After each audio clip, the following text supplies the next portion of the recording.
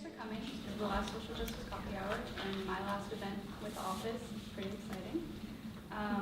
So this is going to be more of like a discussion. I have questions that I do plan on asking the panelists, but if anyone wants to chime in or has questions during it, feel free to ask. And my name is Kenndal, by the way.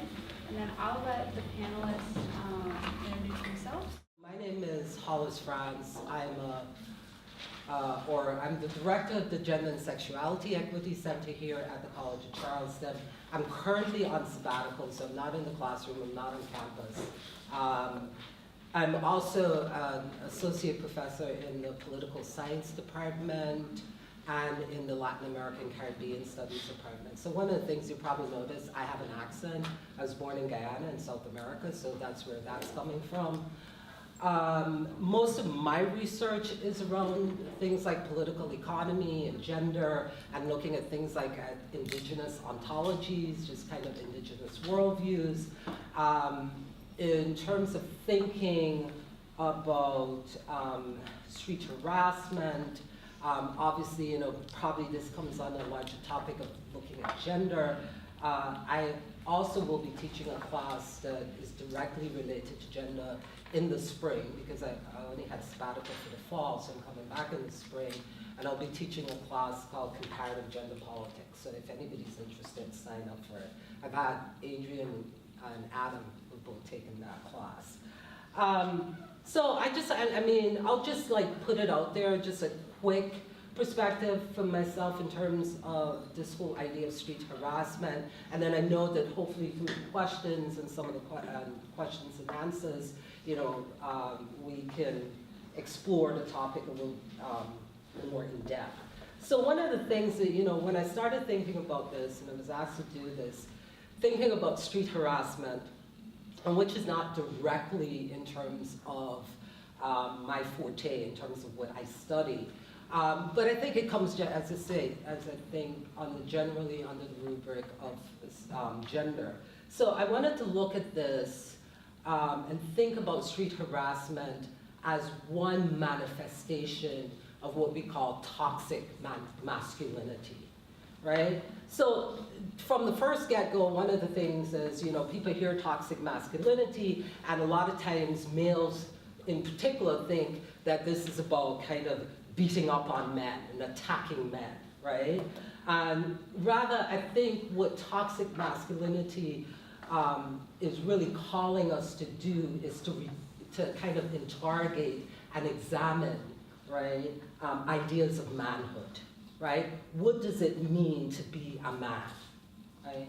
So a lot of times when, the other thing in terms of kind of a broader definition of toxic masculinity is that people see toxic masculinity as a very narrow and a very restrictive and repressive description of manhood.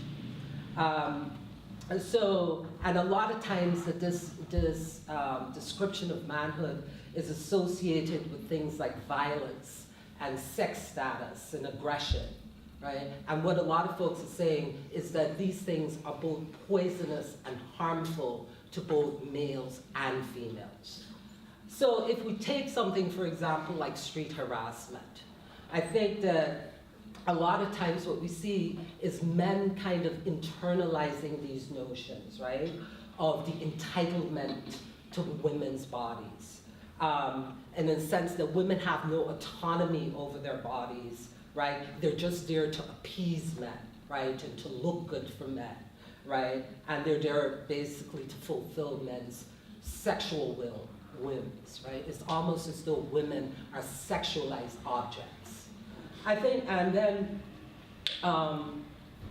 also what we see through this in terms of as men engage in some of these practices, for example, whether it's like groping or touching women or using kind of verbal language to assault women, is in a sense also kind of communicating that women are clearly the property, right, or property, and that they should be, that basically that they're property and they're placed in this social hierarchy, right? right? And the social hierarchy, if you think about it, is basically where men should rule and they should dominate, right? And that women should be submissive and subservient to men, right? So that men have this, it's almost, I think of it as some kind of this natural domain over women's bodies, right?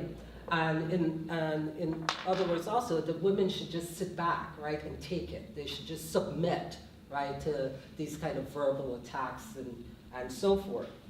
I think equally one of the things that we see when it comes to sexual or street harassment is also men trying to impress their buddies, right? Or sometimes people say trying to impress their homies.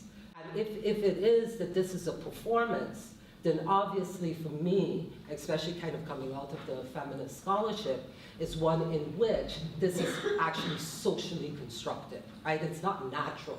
If it is natural, then they shouldn't have to constantly prove it. They shouldn't have to constantly perform it, right? So, and what we see, and you know, for a lot of folks in a sense, that after a while, this constantly puts men under pressure, right? It interferes in terms of with men's psyche, right? And I think it assaults, you know, in terms of not only the psyche, but also in terms of mental health, that you've got to constantly be doing this. So in a sense, that this toxic masculinity is poisonous and harmful also to men, right? So having said that, and just to kind of tie this up so that Ali could go ahead with her introduction, I want us to think as we, you know, go into the discussion, is that although I've kind of provided kind of a you know, a hard and fast definition and explanation of toxic masculinity, I'm always reminded by the feminist scholarship that we've always got to take an intersectional lens, right, when we look at any topic. So one of the things is we've got to look at how this topic, right, is accompanied by dimensions of race, dimensions of class, sexuality, etc., right?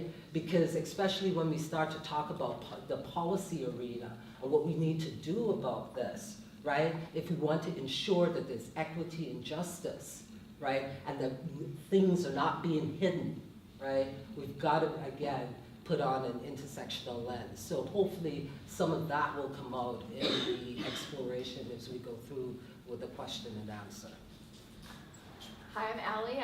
I wish I had gone first because that was very beautifully stated and covered a lot of really important bases today that I hope we can get a little bit deeper on as we move through this discussion together. But my background isn't so much in scholarship as it is sort of in frontline nonprofit work around some of these issues. So I worked in fundraising actually for the American Civil Liberties Union, which has risen to even greater visibility in the last year or so than it had previously been. And what they do is a lot of sort of large-scale national policy movements through what they call impact litigation, which is basically one lawsuit that's representative of a much larger issue. And then the other thing that they did was direct lobbying. So as the director of development there, I had to sort of take what the work that was being done and understand the strategy and then use that to inspire people to give money, essentially. But it required really kind of being on the inside of what the next steps were going to be in order to keep people excited about what was happening. And then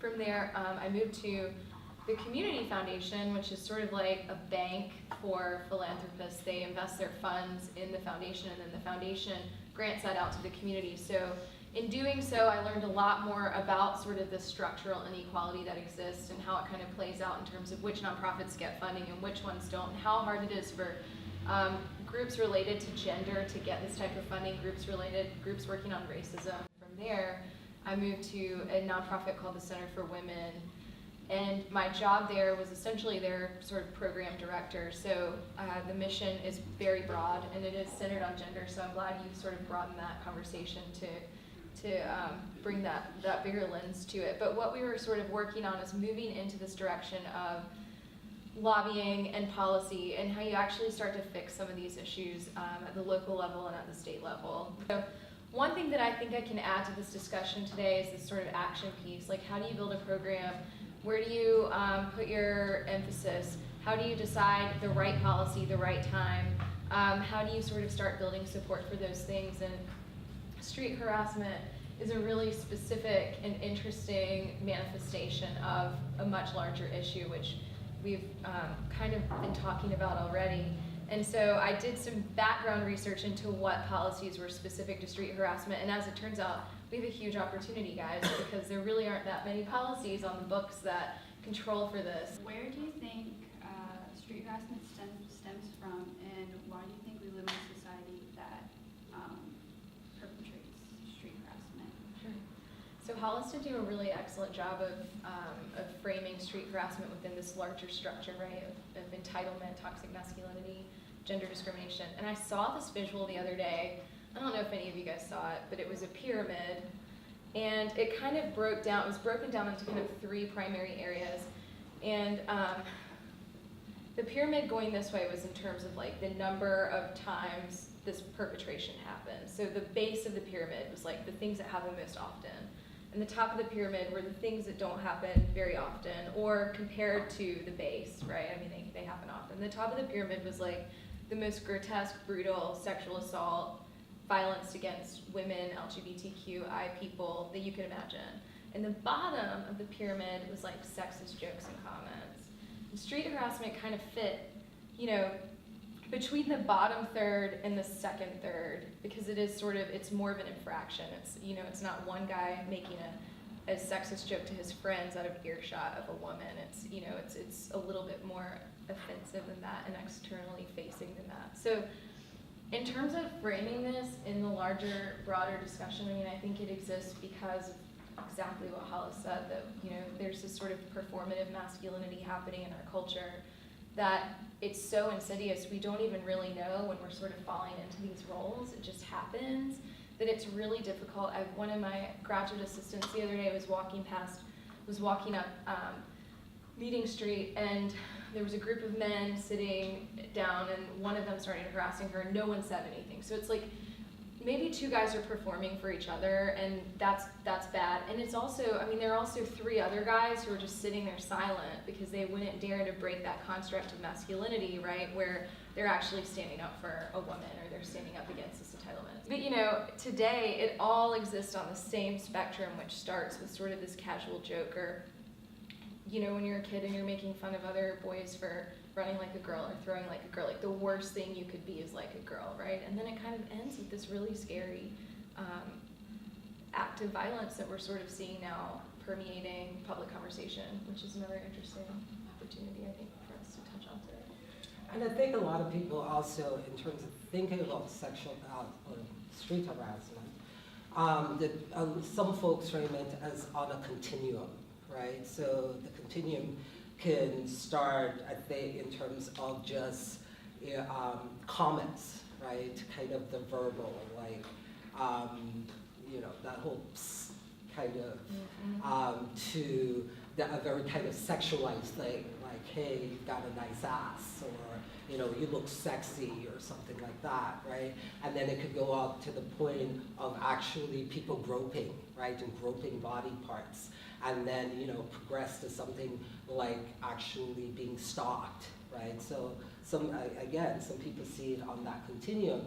But one of the things is, for me, when I think about the root of this, right, I think of it as, you know, some people talk about this whole idea of where identity and structure intersect, right? So when you think about identity, and you think about the identity, you know, the identity of being a male, right? Thinking about how is that maleness informed, right? How is that idea of being a male or being female, for example, informed? And a lot of folks, you know, feminists would say that this is informed by structure, right? And the structure, you gotta think about the structure is made up of several institutions, right? So the first place that we get any indication, right, or first taste of what it is, you know, for example, to be male, right, is perhaps in the home, right, in the family setting, right, in the institution of the family, from mother, father, from aunts, uncles, and so forth, right? And, you know, there's certain things that begin to come across, right, in terms of like what colors, you're supposed to wear, right, as a boy, what colors are associated with girls, what kinds of toys you're expected to play with, right? And furthermore, then we have other institutions, right, like schools, right? And the messages that are communicated about how males, in terms of how boys are supposed to act, right? We have this coming from religious institutions, right? We have this from in the entertainment world. We have it from the sports world. We have it even from our government, right? And we can think about things like the military. So one of the things I think about is all of these things acting in concert, right? To basically, in terms of communicate, right? And setting the agenda in terms of identity, right? So a lot of this, in terms of that toxic masculinity that I talked about, right? A lot of that begins to come from this structure, right? And from these institutions kind of feeding the ideas of what it means to be male.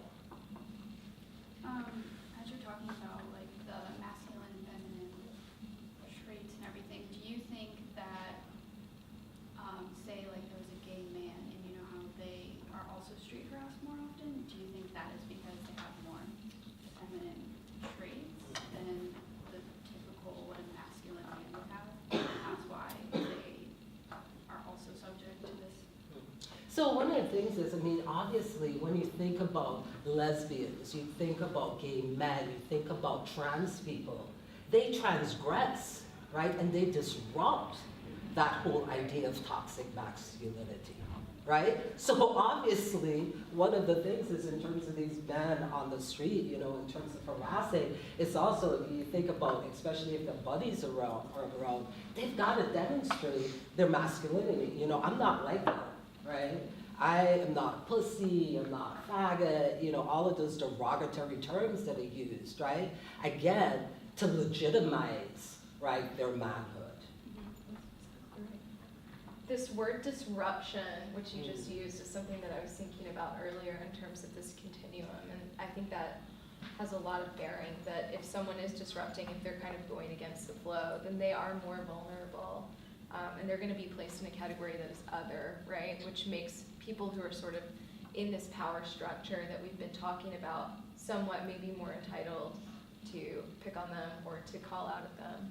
We're at the level of we're intellectualizing this right now, right? But think about, you know, and I could, perhaps in my younger days, right, I was more, you know, likely to be harassed walking down the street, right?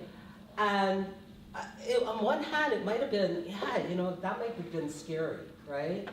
But I wonder how many of us actually internalized, right, a lot of that. Like if we were not, like if somebody did not look at us and say, hey, you're looking good, or like, you know, you've got a good, nice pair of legs or something like that, somehow we might not have felt, oh my God, I'm not beautiful, right? I'm not pretty, right?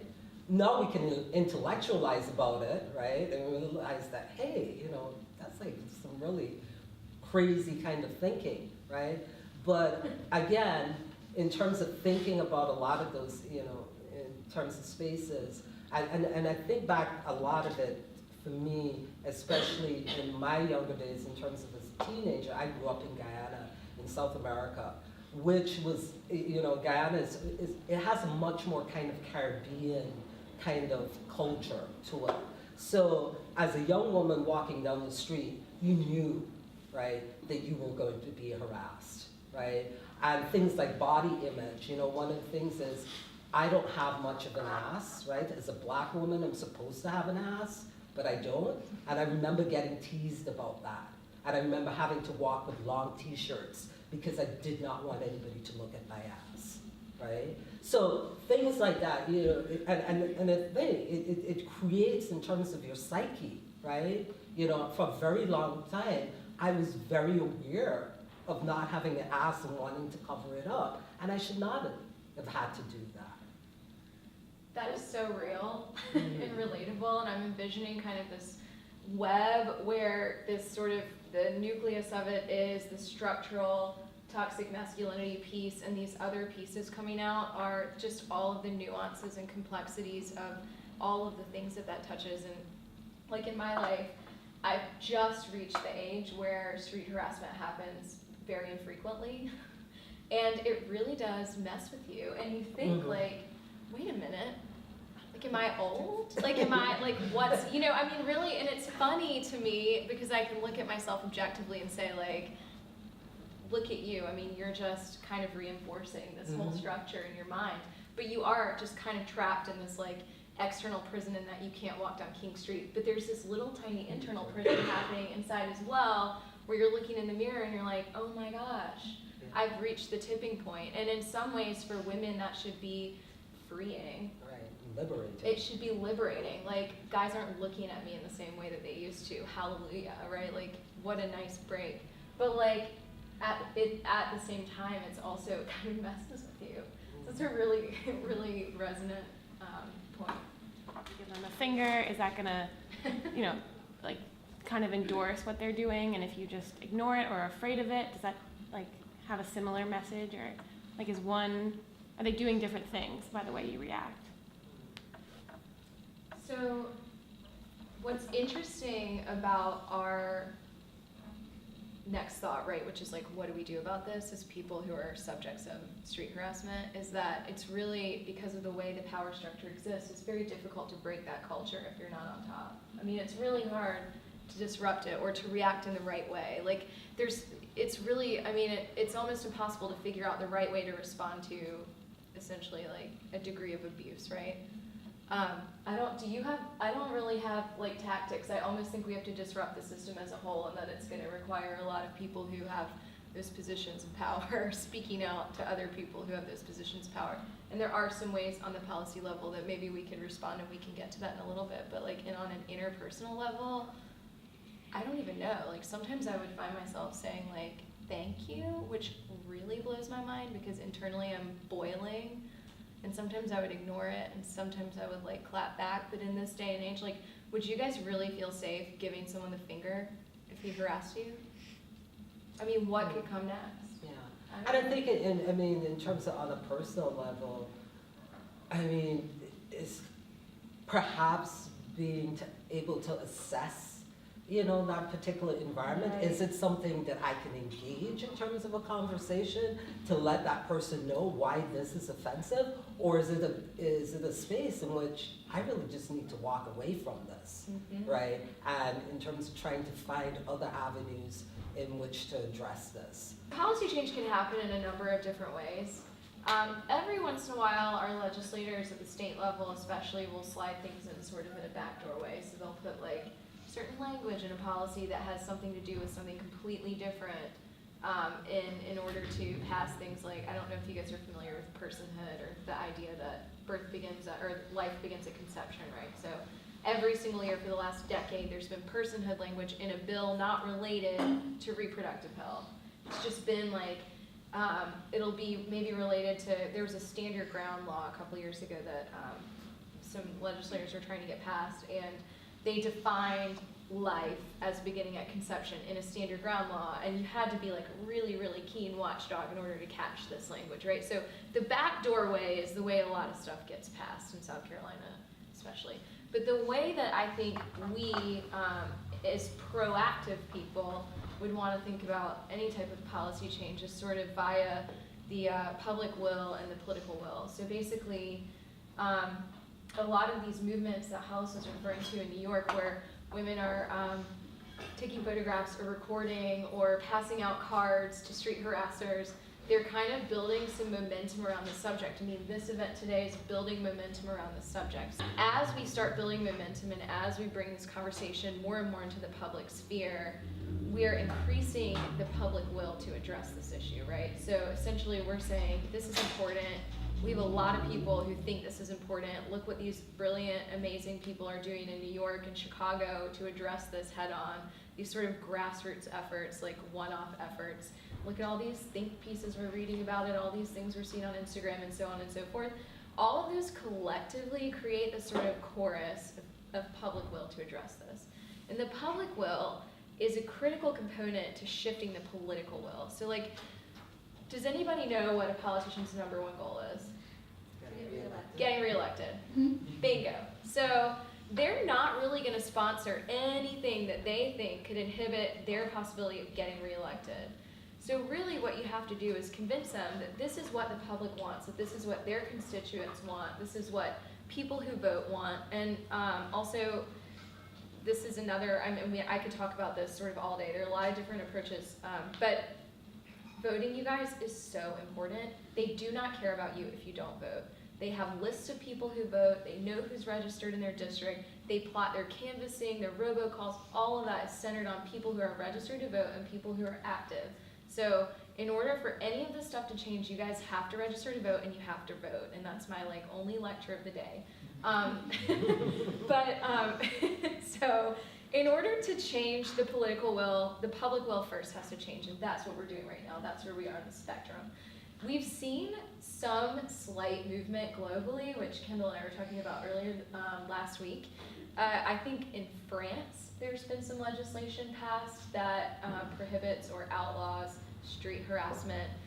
I believe Illinois has started to come down a little bit more harshly, but they're actually using sort of disturbance laws, so disturbing the peace or whatever it is on the books. That would be the vehicle for actually governing street harassment.